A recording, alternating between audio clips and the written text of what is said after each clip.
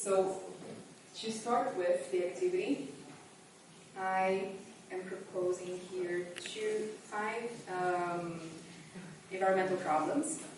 That is fashion waste and fast fashion, deforestation, food waste, packaging waste, and plastic pollution. And originally, it's aimed at raising reflections towards policymakers to support creative solutions that promote circularity.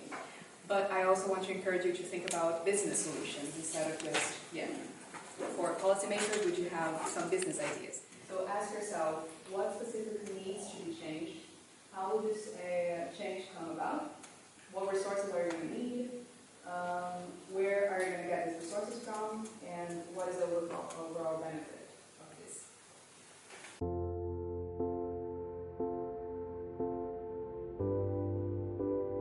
So one of the first things that that came up is the markets are not regulated enough in terms of food, who's offering food and also how it is made available to customers.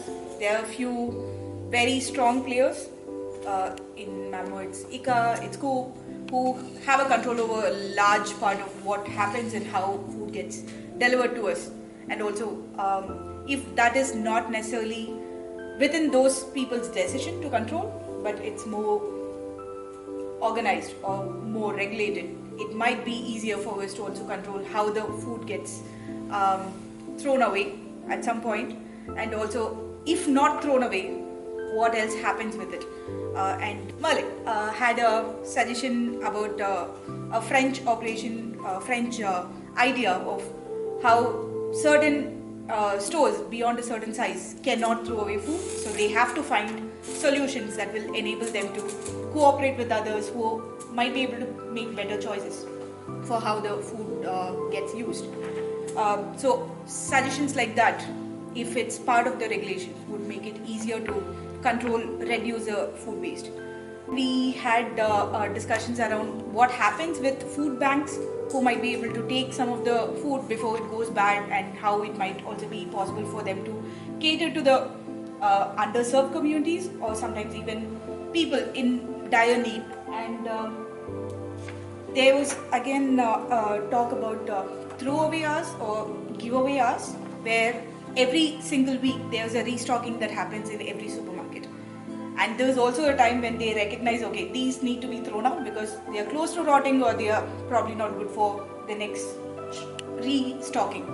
And if there is also a way for us to organize those along with giveaway time, maybe every Sunday between 2 and 6, there's going to be a giveaway at every ICA, every Coop, every Lidl, then probably people might be able to take those before the food goes waste. The last one that we were discussing is how, connected to the first point, that there are many people who are monopolizing how food is being offered, and if there are ways to break that monopoly power, but also connecting directly with the producers and enabling people to consume directly, then it also allows for lesser food to just sit at some warehouse and then come to us after a couple of months. Second is a problem that is not very, very clear, which is the difference between best before dates and the expiry date. So when it's not very clear when these two are overlapping, or that you don't know how to differentiate between these two, I have done, and maybe some of you have also mistaken it and thrown away food that need not be thrown out. And if there is more clarity around it and there's more transparency around how this is decided and how it's communicated, it might also help in reducing the food waste. We were introduced to the ability of Sweden to cater to its own food requirements. It's 40% self-sufficiency in Sweden and 85% in Finland with regard to the food that is needed within the local economy. And if 60% dependency is there, that also creates that much more vulnerability with regard to how we are able to cater to the needs without exploiting some of the easier options. And easier sometimes is not the best options for everyone.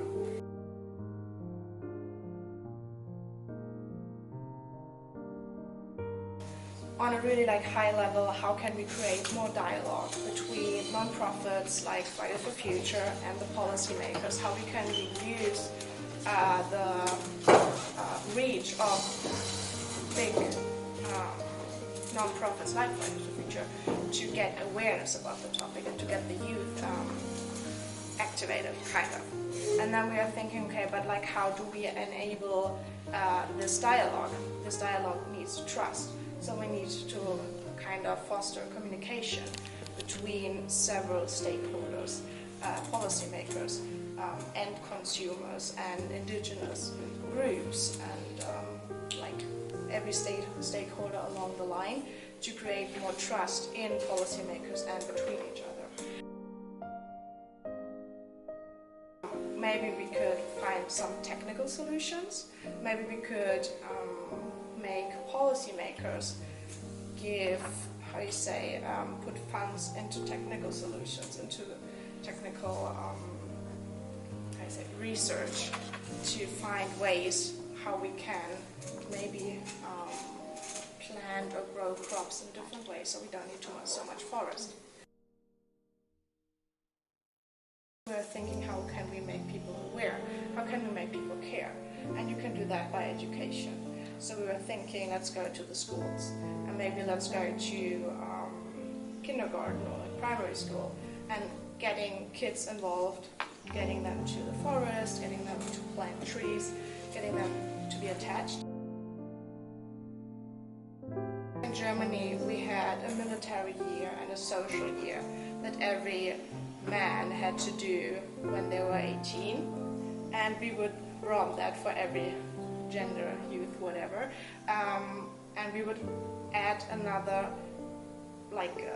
part, which would be the environmental year.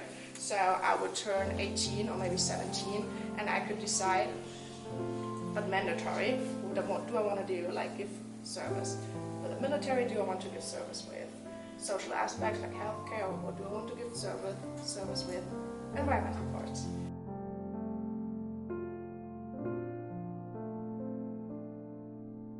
So the first thing we kind of started thinking about was like that there are so many things that are like in a packaging but they shouldn't be in a packaging. Mostly we were regarding fruit and vegetables. We were thinking about that it would be so much easier that in store that everything is without plastic and you can just use reusable bags to put your fruits in. But there are so many other products you can like buy without needing the plastic because you're just throwing it away at home. So you already have a lot of zero waste stores, not here in Malmö, but like in other cities in the world. So I think that would be a nice idea.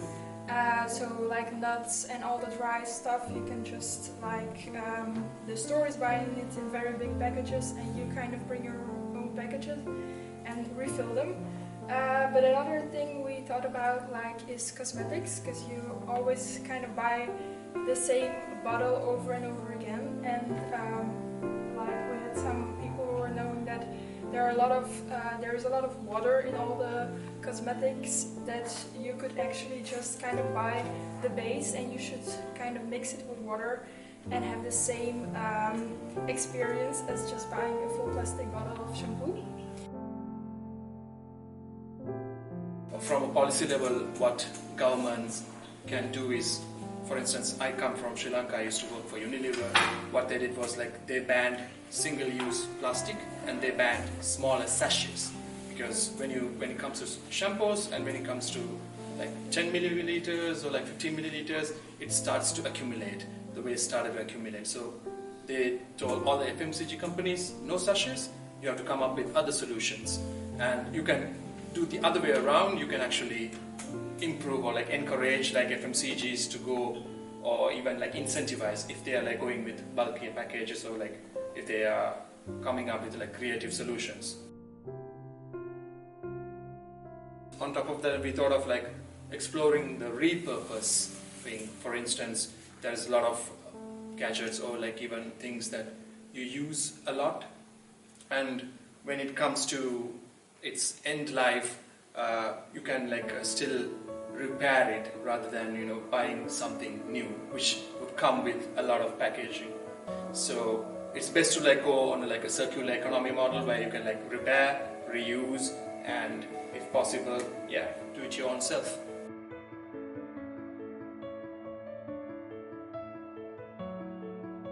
We kind of talked more a little bit about what policymakers can do, and we exactly identified that one of the main things that they can do is this reduction of taxes or other kinds of incentivization for companies that might want to source local, or that might want to promote local, workers to produce their clothing, or for instance even that might want to work with this is very often the case that, for instance, in Sweden there are some kind of like let's call it Kunsthalls, and places where there are workshops for women, immigrant women, that might want to work on their sewing skills, or that is something that they're already brought from their homes. So this could also be a nice way of incorporating them into society a little bit more. The government can reinstate education in schools. The children learn how to sew, because this existed maybe 50, 70 years ago, I don't know, in a lot of our countries I assume, but it doesn't anymore, mainly probably because of fast fashion and how much it evolved, and because we have more resources. So if we could instate it in schools, children could be taught how to repair their own clothing, but also the value of clothing. So it could be like what kind of materials we should be using, or even like for their own health as well, because like what breathes more on my skin. And on the other hand, also for instance, how do they preserve clothing? And then we also talked about, for instance, having workshops like, for instance, the Repair Cafe, you probably all know about it, something like that, exactly, in either whether in schools or just promoting in NGOs or places like this.